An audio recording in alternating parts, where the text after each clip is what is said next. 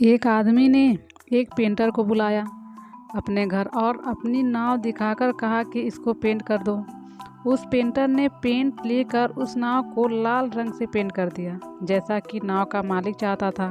फिर पेंटर ने अपने पैसे लिए और वहां से चला गया। अगले दिन पेंटर के घर पर वह नाव का मालिक पहुंच गया और उसने एक बहुत बड़ी धनराशि का चेक दिया उस पेंटर को। पेंटर भौचक्का हो गया और पूछा, ये किस बात के इतने पैसे हैं? मेरे पैसे तो आपने कल ही दे दिया था। मालिक ने कहा, ये पेंट का पैसा नहीं है, बल्कि ये उस नाव में जो छेद था उसको रिपेयर करने का पैसा है। पेंटर ने कहा, अरे साहब, वो तो एक छोटा सा छेद था, तो मैंने बंद कर दिया था। उस छोटे से छेद के लिए इतना पैसा मुझे ठीक नहीं लग रहा है। मालिक ने कहा, दोस्त, तुम्हें पूरी बात पता नहीं।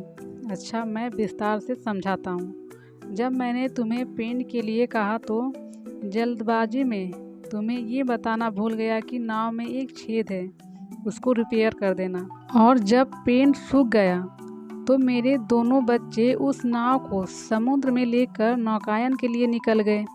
मैं उस वक्त घर पर नहीं था, लेकिन जब लौट कर आया और अपनी पत्नी से ये सुना कि बच्चे नाव को लेकर नौकायन पर निकल गए हैं, तो मैं बदहवास हो गया, क्योंकि मुझे याद आया कि नाव में तो छेद है। मैं गिरता पड़ता भागा उस तरफ जिस तरफ मेरे बच्चे गए थे, लेकिन थोड़ी दूर पर मुझे मेरे बच्चे दिख गए जो सकुशल वापस आ रहे थे। अब मेरी खुशी और प्रसन्नता का आलम तुम समझ सकते हो। फिर मैंने छेद चेक किया तो पता चला कि मुझे बिना बताए तुम उसको रिपेयर कर चुके हो।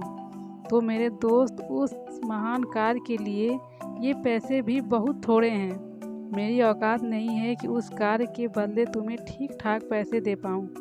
जीवन में भलाई का कार्य जब मौका लगे हमेशा कर देना चाहिए, भले ही वो छोटा सा कार्य क्यों ना हो, क्योंकि कभी कभी वो छोटा कार्य भी किसी के लिए बहुत अमूल्य हो सकता है।